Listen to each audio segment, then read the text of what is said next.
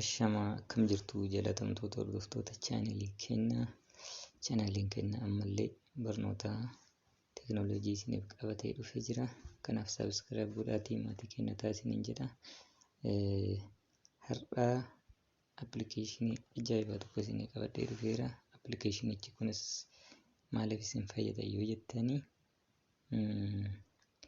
yeroo kaameraa dhoksaa bakka isin deemtan jiraate kaameraan dhoksaa kun jiraachuu isaa appilikeeshinii isinitti himuudha. Fakkeenyaaf appilikeeshiniin kun kaameraan dhoksaa naannoo keessa yoo jiraate sagalee vaayibireetii jedhu isinii kenna, yookaan ammoo yoo bantan ammoo xiyyaan isinitti agarsiisa fageenya inni irra jiru jechuudha. Osuma jennu gosoota kaameraa hedduu jira. Isaan kanneen kutaa kutaadhaan kan laallu ta'a. Kaameraan amma nu ilaaluuf deemnu kun waard kaameraa dikteektiidha. Kaameraan dhoksaa fakkeenyaaf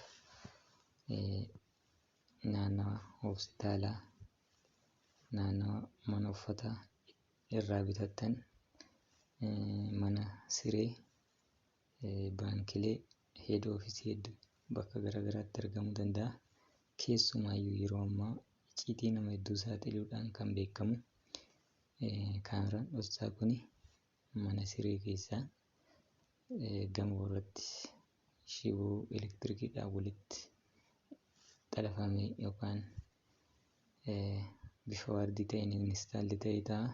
San booda viidiyoo keessan eega waraabeen booda icciitii keessan kan saaxiluudha. Akkasumallee naannoo hospitaalaatti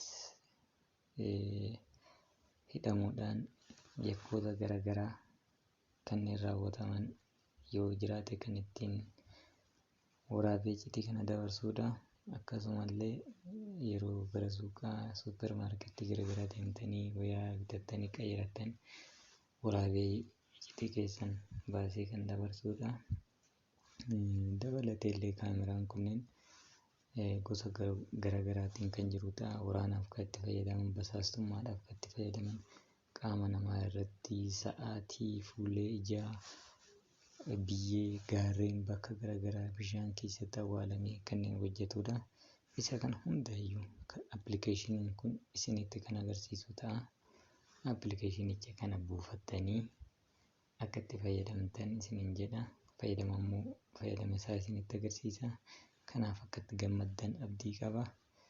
Nu faana koottaa isiniin jedha. Appilikeeshinichi keenya maqaan isaa kaameraa dikteekt jedhama. Isa kana jechuudha. Kana booda ni banna. Eega banneen booda akkanatti nu dhufa. Dikteekt waard kaameraa kan jedhu kun jira. Bakkeen kun kaameraa shiboodhaan xalafame nutti agarsiisa. Dikteekt infrared kaameraa bakka jedhamu kanatti immoo kaameraawwan ifa aduu fayyadamuudhaan hidhaman nutti agarsiisa. Dikteekt waayirles kaameraa kun kaameraa shiboo malee qaama namaa keessatti sa'aatii, fuullee ijaa, biyyee, bishaan adda addaa keessatti xalafame dhimma garaagaraatiif itti fayyadaman. Inni kun baay'ee isa basaastummaa fi waraanaaf itti fayyadamanidha. Leensi dikteektiinis akkasuma leensotaan kan fayyadaman jechuudha. Tiip in the track inni kun immoo sadarkaa haakeriitti yookaan saayiberiitti kan itti fayyadamanidha. Haayidin kaameraa innis kan jedhu kunillee kaameraa haaraa yoo jiraate akka isinitti akeekuudha. Isa kana keessaa kan amma isin fayyadamtan gaafa suupermaarkeetii deemtan yookaan mana siree deemtan yookaan namoonni yakka hojjetuu barbaadan naannoo yakka hojjettan san kaameraan jiraachuu isaa ittiin kan adda baafattan iddoo dikteekt waard kaameraa jedhu kana tuttu jechuudha.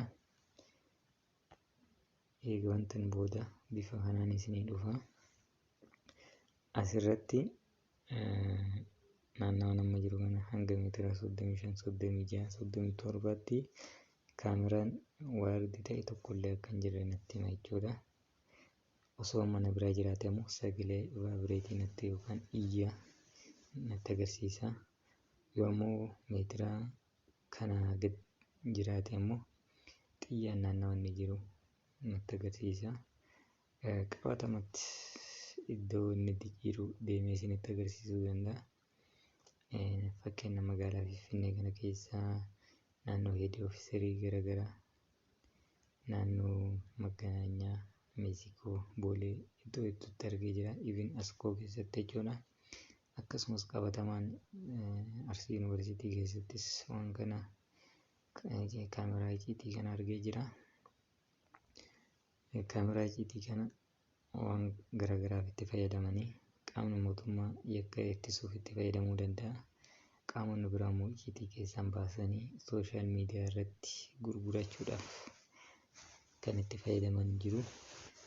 Isin kana hundarraa baraaruudhaaf appilikeeshinii kana of buufattanii itti fayyadamuun gahaadha isiniin jedha. Kanatti aansee ammoo barnoota keenya kutaa lammaffaatiin kaameraa dhoksaa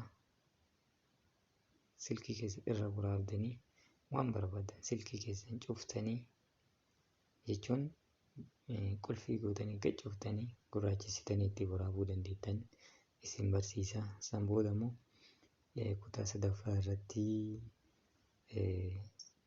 kaameraa bilbila keessan mana keessanii yookaan kompiitara keessan mana keessanii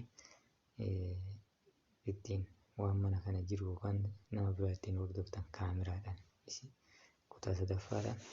Kutaa arfaffaa immoo alaarm kaameraa kan jedhamu jira. Kaameraa sa'aatii guuttanii osuma isin hin baniin waan barbaadan bakka barbaadan deemtanii ciisisaatti waraabdan isin barsiisa. Kanaaf nu faana bu'aatii kutaa kutaadhaan nu hordofaa isiniin jedha. Waan na dhaggeeffattaniif galatooma.